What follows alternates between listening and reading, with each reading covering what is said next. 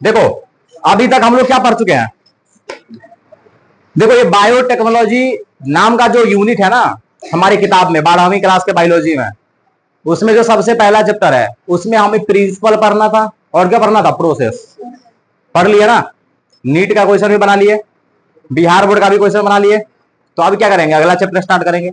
ठीक है, सेकेंड जो चैप्टर है बायोटेक्नोलॉजी का, ठीक है, उसमें हम लोग पढ़ेंगे अप्लीकेशन। क्या पढ़ेंगे, अप्लीकेशन है क्या मतलब है, यूज।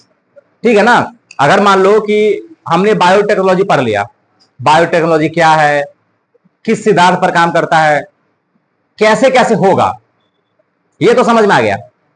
लेकिन अब इसको लेके करे क्या, ये जो बायोटेक्नोलॉजी में हम इतना ताम झाम कर रहे हैं इसको लेके करे क्या, समझना, यानी कि इसका क्या यूज है हमारे दैनिक जीवन में, इसको लेकर के हम क्या करने वाले हैं। तो मिला जुला करके इस चैप्टर में हम लोग यही पढ़ने वाले हैं कि बायोटेक्नोलॉजी का हम लोग इस्तेमाल कहां करेंगे, बायोटेक्नोलॉजी का एप्लीकेशन क्या है। ठीक है, हम लोग ये पढ़ने वाले हैं। ठीक है, चलो तो कहानी थोड़ा स्टार्ट करेंगे एनसीईआरटी से। ठीक है, कुछ कुछ बात एनसीईआरटी में लिखा हुआ है, डायरेक्ट वो एप्लीकेशन तो नहीं दिया हुआ है। अब देखो सुनो, ये स्लाइड देखो, यहाँ पे कुछ कुछ बात लिखा हुआ है, कुछ कुछ पिक्चर भी दिख रहा होगा। ठीक है, ये पिक्चर सब क्या है, देखो यहाँ पे ये प्लांट वलांट के साथ कुछ छेड़खानी किया जा रहा है। ठीक है, यहाँ पे कुछ मेडिसिन वगैरह बनाए जा रहे हैं। ठीक है, यहाँ पे कुछ फल फ्रूट सब बनाए जा रहे हैं। ठीक है ना, ये जो सारा का सारा जो पिक्चर दिख रहा है ना, ये एप्लीकेशंस ऑफ बायोटेक्नोलॉजी के बारे में बता रहा है। ठीक है, अगर हम बात करें कि बायोटेक्नोलॉजी का कहां कहां हम लोग इस्तेमाल कर सकते हैं, ठीक है, तो यहां पे आप लोगों ने लिखा हुआ है, देख लीजिए, बायो फार्मास्यूटिकल्स, ठीक है, और थर्मेप्यूटिक्स। हम लोग बायोलॉजी में मतलब बायोटेक्नोलॉजी का इस्तेमाल मेडिसिन वगैरह बनाने में करते हैं। ठीक है, मेडिसिन बनता है ना, जो भी टेबलेट वगैरह है या अन्य मेडिसिन है, ठीक है, वो बनाने के लिए हम लोग किसका इस्तेमाल करते हैं, बायोटेक्नोलॉजी का इस्तेमाल करते हैं। ठीक है, तो समझने वाली बात यही है कि बायोटेक्नोलॉजी का हम लोग कहां पे यूज करेंगे, तो देख लो मेडिसिन वगैरह बनाने में। ठीक है, डायग्नोसिस में भी यूज किया जाता है इसका। डायग्नोसिस का मतलब हुआ कि अगर मान लो कि कोई बीमारी है, ठीक है, at the level of gene, और वो बीमारी के बारे में हमें पता ही नहीं चल रहा है, ठीक है, तो वहां पे हम लोग बायोटेक्नोलॉजी का इस्तेमाल करते हैं। जैसे पीसीआर टेक्निक था ना, पीसीआर टेक्निक, तो पीसीआर टेक्निक का इस्तेमाल करके हम लोग बहुत सारे बीमारी के बारे में पता लगा लेते हैं। ठीक है, तो बायोटेक्नोलॉजी का इस्तेमाल करके हम लोग डिजीज का डायग्नोसिस भी कर सकते हैं। ठीक है, उसी तरीके से हम लोग जेनेटिकली मॉडिफाइड क्रॉप भी बना लेते हैं। ठीक है, अब देखो ये क्रॉप, क्रॉप का मतलब होता है फसल, ठीक है ना, लेकिन ये जेनेटिकली मॉडिफाइड फसल है। ठीक है, जैसे मान लो कि मेरे पास एक धान है, समझ रहे हो ना, मतलब मान लो कि एक जमाना था मेरे पास एक धान हुआ करता था। वो धान की क्या खासियत है, उसका पौधा बहुत लंबा लंबा होगा, लेकिन उसमें जो धान फरेगा ना, मतलब वो जो शीश होगा उसका धान का, ठीक है, वो बहुत छोटा छोटा होगा। तो मान लो यहाँ पे तो गलत चीज है ये, ठीक है, इतना बड़ा बड़ा पौधा हो गया, हम पौधा ले क्या करेंगे, भैंस खाएगा, यही खाएगा ना। ठीक है, लेकिन हमारे काम को तो है नहीं, क्योंकि मान लो कि पौधा बहुत बड़ा हो रहा है तो पानी बहुत लेगा, वो खाद पानी बहुत लेगा। ठीक है, लेकिन हमें कोई फायदा हो नहीं रहा है, क्योंकि हमें चाहिए अनाज, हमें चाहिए फसल, हमें चाहिए क्रॉप। ठीक है, लेकिन उतना बड़ा पौधा हो गया, लेकिन जो धान है वो बहुत छोटा छोटा हो रहा है। ठीक है, तो हमें कोई फायदा नहीं है, तो हम क्या करेंगे, उस धान के पौधे में कुछ छेड़खानी करेंगे। ठीक है, हम क्या करेंगे, एक ऐसा उसमें जीन डालेंगे जिसके कारण वो धान का पौधा होगा छोटा छोटा, लेकिन जो धान का शीश होगा वो क्या होगा, लंबा लंबा होगा। ठीक है, तो ये जो नया धान बना जीन में छेड़खानी करके, ठीक है, उसको बोलेंगे जेनेटिकली मॉडिफाइड क्रॉप। क्या बोलेंगे उसको, जेनेटिकली मॉडिफाइड क्रॉप। तो हम लोग फसल में भी जीन के साथ कुछ छेड़खानी करके स्पेशल स्पेशल फसल बना लेते हैं, समझ गया ना। तो वो बायोटेक्नोलॉजी के इस्तेमाल से होगा। तो जेनेटिकली मॉडिफाइड क्रॉप बनाने में भी इसका इस्तेमाल किया जाता है। ठीक है, प्रोसेस्ड फूड बनाने में इसका इस्तेमाल किया जाता है। जैसे मान लो कि टमाटर है, ठीक है, टमाटर क्या होता है कि टमाटर का जो स्किन है, जो बाहर का जो उसका कवरिंग है, ठीक है, वो बहुत पतला होता है। ठीक है, तो जिसके कारण क्या होगा, टमाटर को एक दिन रखोगे वो सड़ जाएगा। ठीक है, तो मान लो ऐसे किसान को नुकसान है। मान लो कि हम एक क्विंटल, मान लो कि हम टमाटर तोड़ कर लाए, बाजार में बेचने गए, ठीक है, उसमें से 50 किलो बिका, 50 किलो बच गया। ठीक है, तो अगले दिन क्या हो जाएगा, वो पूरा सड़ जाएगा। ठीक है, तो ऐसे में तो किसान को लॉस हो गया। ठीक है, फसल भी फालतू में बर्बाद हो गया। तो हम क्या करते हैं, उस टमाटर में जीन के साथ कुछ छेड़खानी करते हैं, जिसके कारण जो टमाटर बनेगा उसका स्किन मोटा हो जाएगा, जिसके कारण वो टमाटर सड़ेगा ही नहीं जल्दी। ठीक है, तो देखो यहां पर जो फसल बना उसको बोलते हैं प्रोसेस्ड फूड, यानी कि हम मतलब अलग अलग ढंग का जो फूड बना सकते हैं। ठीक है, उसी के बाद हम लोग इस्तेमाल कर सकते हैं बायो रेमिडेशन में वेस्ट ट्रीटमेंट। अब देखो सुनो, वेस्ट ट्रीटमेंट में भी हम लोग इसका इस्तेमाल करते हैं। वेस्ट ट्रीटमेंट में क्या मतलब है, ठीक है, जैसे मान लो कि नाली है, नाली समझते हो ना, ठीक है, मतलब जो नाली बनता है जिससे बहुत सारा गंदगी उनकी जाता है। ठीक है, तो उसको वेस्ट को अगर हमें मतलब हटाना है या वेस्ट को ट्रीट करना है, उसका ट्रीटमेंट करना है, तो हम लोग बायोटेक्नोलॉजी का वहां पर इस्तेमाल करते हैं। हम लोग एनर्जी प्रोडक्शन में भी इसका इस्तेमाल कर लेते हैं। ठीक है, तो ये बात याद रखना। ये देखो, ये जो कहानी लिखा हुआ है ना, ये हमें ये बता रहा है कि हम लोग बायोटेक्नोलॉजी का इस्तेमाल कहां कहां कर सकते हैं। ठीक है, ये बता रहा है area of application of biotechnology, कि हम लोग बायोटेक्नोलॉजी का कहां कहां पर इस्तेमाल कर सकते हैं। अब देखो सुनो, बायोटेक्नोलॉजी, ठीक है, अगर मान लो कि बायोटेक्नोलॉजी है तो इसकी दुनिया में कहां कहां पर अभी रिसर्च बाकी है। ठीक है, यानी कि बायोटेक्नोलॉजी में ऐसा कौन कौन सा एरिया है जहां पर हम अभी और ज्यादा रिसर्च कर सकते हैं, और ज्यादा रिसर्च की जरूरत है। समझ रहे हैं ना, जैसे हमारे रेस्ट्रिक्शन एंजाइम है, तो ऐसा हो सकता है कि हमारे पास बढ़िया रेस्ट्रिक्शन एंजाइम नहीं है, तो वहां पर रिसर्च का चांस बनता है। ठीक है कि भाई तू रिसर्च कर और बढ़िया बढ़िया रेस्ट्रिक्शन एंजाइम खोजो। ठीक है, तो उसी तरीके से बायोटेक्नोलॉजी की दुनिया में, बायोटेक्नोलॉजी के फील्ड में रिसर्च का कहां कहां चांस बनता है, यानी कि ऐसा कौन कौन सा स्थान है जहां पर हम बहुत ज्यादा रिसर्च कर सकते हैं। तो एनसीईआरटी लिखता है कि बायोटेक्नोलॉजी की दुनिया में 3 ऐसा एरिया है, ठीक है ना, 3 ऐसा एरिया है जहां पर हम लोग क्या कर सकते हैं, जहां पर हम लोग रिसर्च कर सकते हैं। क्या कर सकते हैं? रिसर्च कर सकते हैं। याद रखना एनसीईआरटी के अकॉर्डिंग सबसे पहला क्या है, ठीक है, provide best catalyst in the form of organism. ठीक है, मतलब सिंपल सा इसे कहने का मतलब है, ठीक है, होस्ट। ठीक है ना, अगर मान लो कि हम जीन खोज लिए, तो उस जीन को क्या करो, किसी अच्छे होस्ट में डालो, अच्छे होस्ट में। ठीक है ना, तो यहां पे रिसर्च का चांस बनता है कि तुम ढंग का होस्ट बनाओ, एकदम हाई क्वालिटी अच्छा खासा होस्ट बनाओ, यहां पे एक रिसर्च का चांस बनता है। सेकंड नंबर है कि जो ऑप्टिमल कंडीशन चाहिए, ऑप्टिमल कंडीशन मतलब जैसे बायो रिएक्टर था हमारा, तो बायो रिएक्टर पूरे जो बायोटेक्नोलॉजी के द्वारा प्रोडक्ट बनेगा उसके लिए ऑप्टिमल कंडीशन देने का काम करता है। तो तुम क्या करो, और हाई क्वालिटी का और हाई लेवल का बायो रिएक्टर बनाओ, और अच्छे अच्छे मशीन बनाओ जो ऑप्टिमल कंडीशन दे सकता है, ताकि अच्छे से हमारा प्रोडक्ट बने। यहां पे रिसर्च का चांस बन रहा है। तीसरा नंबर जो सबसे लास्ट स्टेप है, डाउन स्ट्रीम प्रोसेसिंग। ठीक है, याद करो जब बायो रिएक्टर में हम लोग प्रोडक्ट बना रहे थे, तो प्रोडक्ट के अलावा कुछ और फालतू का चीज भी बन रहा था ना। ठीक है, तो फिर हम क्या करते थे, उसको सेपरेट करते थे, उसको हटाते थे, जो फालतू का चीज था उसको प्रोडक्ट से हटाते थे। इस प्रोसेस का क्या नाम था? Down stream process. ठीक है, तो तुम क्या कर सकते हो, और हाई क्वालिटी का तरीका खोजो, और अच्छा अच्छा तरीका खोजो, जिसके कारण जो इतना फालतू का चीज हमें प्रोडक्ट के साथ मिल रहा है वो नहीं मिले। ठीक है, यानी कि डाउन स्ट्रीम प्रोसेसिंग में भी रिसर्च का बहुत ज्यादा चांस बनता है। ठीक है, तो ये जो मैंने 2 स्लाइड में बताया वो क्या बताया, तो भाई वो एनसीईआरटी का कहानी है। ठीक है ना, एनसीईआरटी सबसे पहला बात ये बताता है कि बायोटेक्नोलॉजी का हम लोग कहां कहां पर इस्तेमाल कर सकते हैं, कहां कहां यूज किया जाता है बायोटेक्नोलॉजी। उसके बाद कि बायोटेक्नोलॉजी में रिसर्च का क्या स्कोप है, यानी कि बायोटेक्नोलॉजी के किस किस एरिया में हम आने वाले समय में रिसर्च कर सकते हैं और रिसर्च की जरूरत है। तो एनसीईआरटी कहता है भाई 3 जगह रिसर्च करने की जरूरत है। तो वो कौन कौन सा है? पहला नंबर है कि भाई अच्छे क्वालिटी का तुम होस्ट खोजो। सेकंड नंबर है ऑप्टिमल कंडीशन ढंग का मिले, उसका तुम जुगाड़ करो। और जो डाउन स्ट्रीम प्रोसेसिंग है उसके लिए तुम अच्छे अच्छे टेक्नोलॉजी का आविष्कार करो। ठीक है ना, तो ये 3 ऐसा एरिया है जहां पर किसकी जरूरत है? रिसर्च की जरूरत है। यहां पर आप रिसर्च कर सकते हैं। ठीक है, तो देख लो 3 रिसर्च का एरिया है बायोटेक्नोलॉजी की दुनिया में। समझ में आ रहा है ना? ठीक है, अब यहां पर लोगों को रिसर्चर तो बनना नहीं है। ठीक है, एनसीईआरटी बता दिया कि भाई 3 जगह रिसर्च कर सकते हो, लेकिन यहाँ रिसर्चर बन कौन रहा है? समझ गया ना, यहाँ पे लोगों को बनना है क्या? सरकारी नौकरी वाला। समझ गया ना? समझ गया, समझ रहे लड़की सब, तुम लोग को चाहिए भी सरकारी नौकरी वाला। ठीक है, इसीलिए तुम लोग 10-12 लाख दहेज मांगता होगा। ठीक है, 1.5 लाख रुपए समझा, फिर बाद में ये सब कहेगी दहेज लेना गलत बात है। ठीक है, चलो दहेज लेना गलत बात है, समझ गया ना? ठीक है, हाँ, हम क्यों दहेज लेंगे? हम तो दहेज के खिलाफ है भाई। हम क्यों दहेज लेंगे? दहेज मेरा पापा लेगा। नहीं समझा, हम क्यों दहेज लेंगे भाई? हमको तो लड़की से मतलब है, नहीं समझा? ठीक है, दहेज पापा लेंगे, हम क्यों लेंगे दहेज? ठीक है, तू लोग भी दहेज नहीं लेगा, समझ गया ना? पापा को कहना दहेज लेने के लिए। चलो ठीक है, आगे बढ़े। ये जोक था, समझ गया ना? ये जोक था बस। ठीक है, नहीं तो वीडियो में बोल रहे हैं, नहीं समझा? एक क्लिप वायरल हो गया तो पता चले एक एफआईआर हो गया, 4-5 एफआईआर। एक एफआईआर होगा थोड़ी, एक के बार होगा 4-5। अगला दिन संस्था यूट्यूब सब बंद। तो ये कहानी हो जाएगा। चलो इतना कहानी समझ में आए, हम क्या कर रहे हैं? सो लड़की सब समझ रही है? ठीक है, तो कर रही है तो लोग रिसर्च, यहाँ तुम लोग रिसर्च करो। ठीक है ना, इस एरिया में, लेकिन तुम लोग का मजा इसमें नहीं ना आएगा। ये सब रिसर्च करती है कि कैसे रोटी गोल बनेगा। क्या? अरे इतना पीछे तक है। हाँ, बिना पनीर का पनीर वाला सब्जी कैसे बनेगा? नहीं समझा? ठीक है, बिना मटर का मटर पनीर कैसे बनाए? ठीक है, इस सब पे तुम लोग रिसर्च करो। ठीक है, कि पनीर नहीं है लेकिन फिर भी पनीर का टेस्ट आए, तो इस पे रिसर्च ऑलरेडी हो चुका है। ठीक है ना, बिना आम का जूस बना देता है लोग, केमिकल वेमिकल डाल के, फ्लेवर उलेवर से डाल के। ठीक है ना, तो ऐसा हो रहा है। ठीक है, चलो तो पढ़ो लिखो लड़कियों, नीतीश कुमार जिंदाबाद है। तुम ही लोग का तो जीवन है। 50% आरक्षण ऑलरेडी, फिर से 35%। ठीक है, तुम ही लोग का तो जीवन है, बाकी लड़का तो जाओ बाहर में कमाओ, समझ गए ना? 10-12 हजार रुपया सैलरी पर।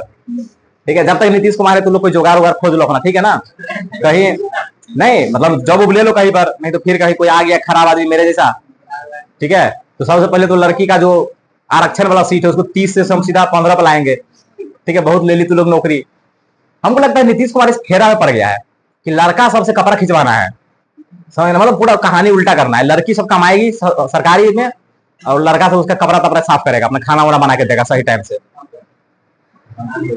बना लेगा। हाँ चलो तब तो ठीक है, ठीक है, चलो तो ये चीज हो गया, पढ़ाई लिखाई करते हैं, बहुत गप हो गया, ठीक है। अब देखो सुनो ए लड़का, अब देखो मेन मुद्दा है इस चैप्टर में हमें पढ़ना क्या है, दो तीन चीज। सबसे पहला कि हम लोग बायोटेक्नोलॉजी का एग्रीकल्चर में कहां पे इस्तेमाल करेंगे। देखो मेन मुद्दा ये एग्रीकल्चर, समझ गया ना, एग्रीकल्चर बहुत बड़ा मुद्दा है।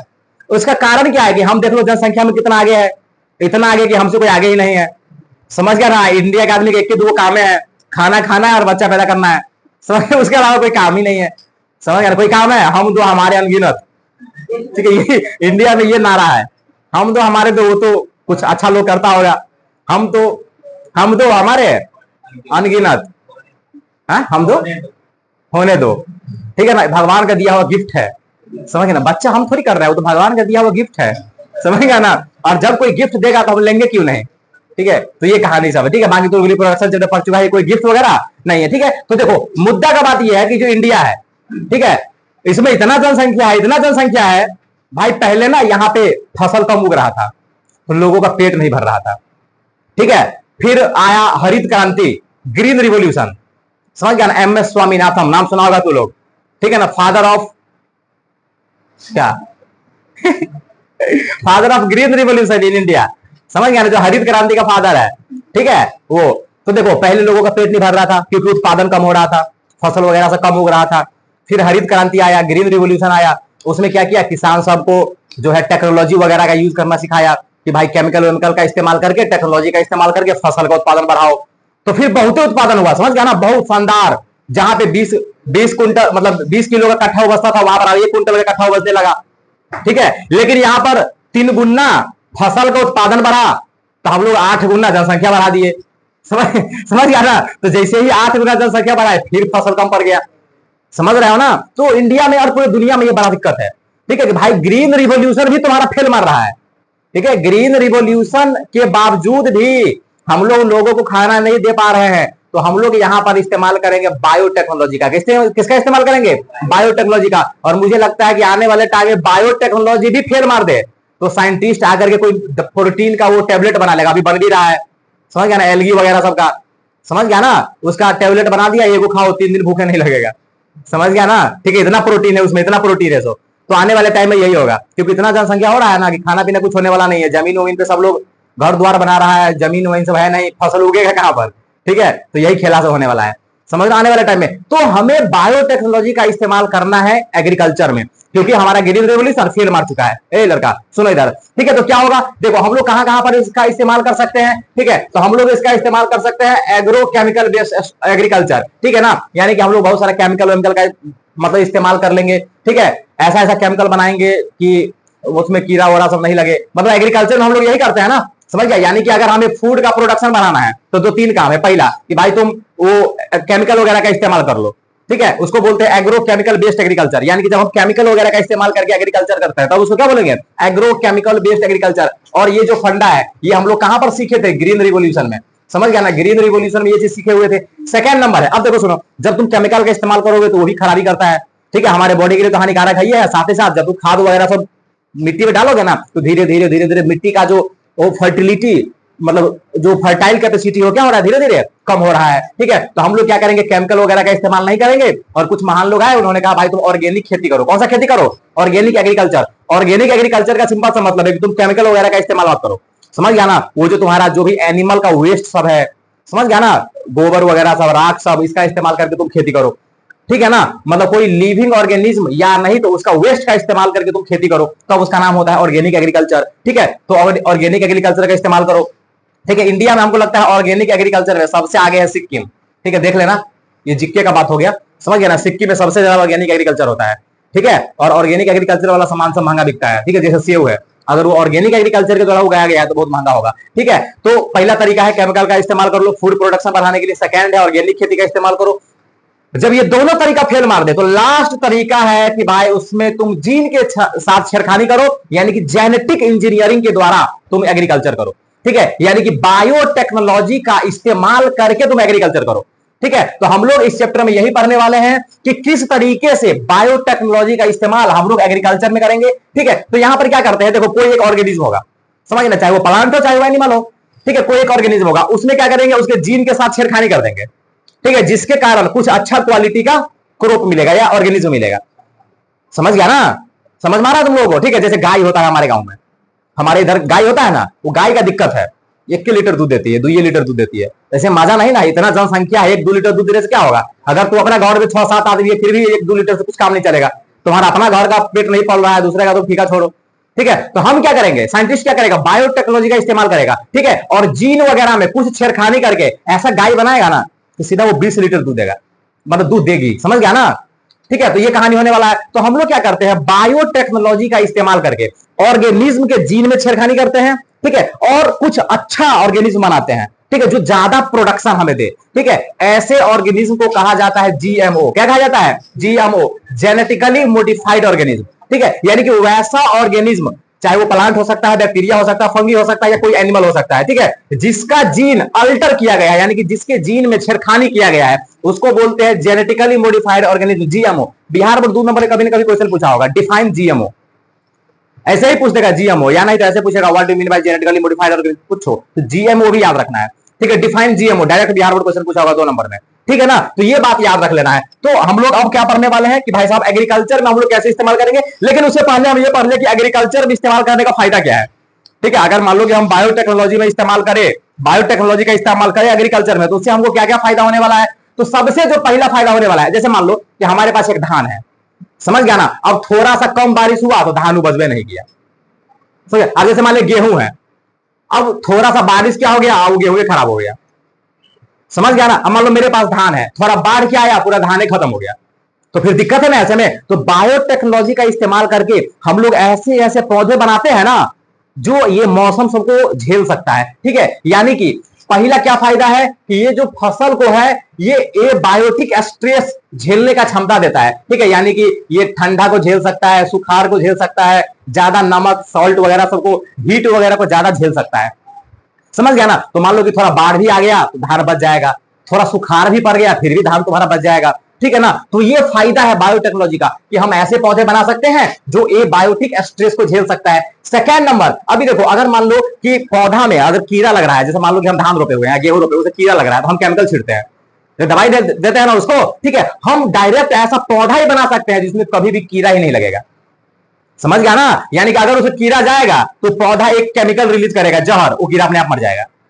समझ गया ना। और ऐसा प्लांट बन चुका है, उसका नाम है बीटी कॉटन। क्या नाम है, बीटी कॉटन, पढ़ाएंगे इसी चैप्टर में, बीटी कॉटन। उसमें कीड़ा नहीं लगता है, जैसे ही कीड़ा जाएगा उसके जड़ में मर जाएगा कीड़ा, क्योंकि टॉक्सिक रिलीज करता है। ऐसा हम जीन डाल दिए हैं कि जब ये कोई कीड़ा कंटेक्ट में आएगा वो एक जहर बनाएगा और कीड़ा मर जाएगा।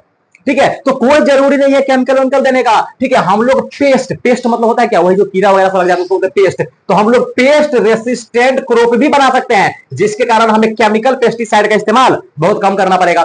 तीसरा हो सकता है कि देखो जैसे मान लो कि जब हम हार्वेस्टिंग करते हैं, हार्वेस्टिंग मतलब क्या, हार्वेस्टिंग मतलब खेत, मतलब मान लो फसल है उसको काट वाट करके, मतलब कुटैया उटैया करके करेंगे ना। ठीक है, उसको बोलते हैं हार्वेस्टिंग, यानी काटना वटना हार्वेस्टिंग कहलाता है। तो जैसे मान लो कि धान का तुमको हम एग्जांपल दिए थे, मान लो धान है, ठीक है, अब धान का पौधा है बहुत बड़ा बड़ा, लेकिन वो फल रहा है कम में, तो जब उसको हम काटेंगे, जब कुटाएंगे, तो क्या होगा, फालतू का चीज ज्यादा मिल जाएगा, यानी कि पुआल तुमको ज्यादा मिल जाएगा, लेकिन जो हमें चाहिए था वो कम मिलेगा। तो जो पुआल हुआ ना, उसको हम लोग बोलते हैं पोस्ट हार्वेस्ट लॉस, यानी फालतू का लॉस हो गया हमारा, वो कोई काम का नहीं है। ठीक है ना, तो ये भी हम कम कर सकते हैं, यानी बायोटेक्नोलॉजी का इस्तेमाल करके हम ऐसा क्रॉप बनाएंगे कि पोस्ट हार्वेस्ट लॉस क्या होगा, कम होगा। ये बात याद रखना है। ठीक है ना, हम ऐसा पौधा भी बना सकते हैं, ठीक है ना, जो मिनरल को इजीली आराम से यूज कर सकता है। ठीक है, हम ऐसा पौधा भी बना सकते हैं, समझ गया ना, जिसमें किसी एक न्यूट्रिशन की मात्रा को हम बढ़ा सकते हैं। समझ गया ना। अब जैसे मान लो चावल है कोई, ठीक है, अब वो चावल डायबिटीज वाला आदमी खाएगा तो दिक्कत है, क्या समझा। तो साइंटिस्ट क्या किया, चावल में जीन में छेड़खानी उड़खानी करके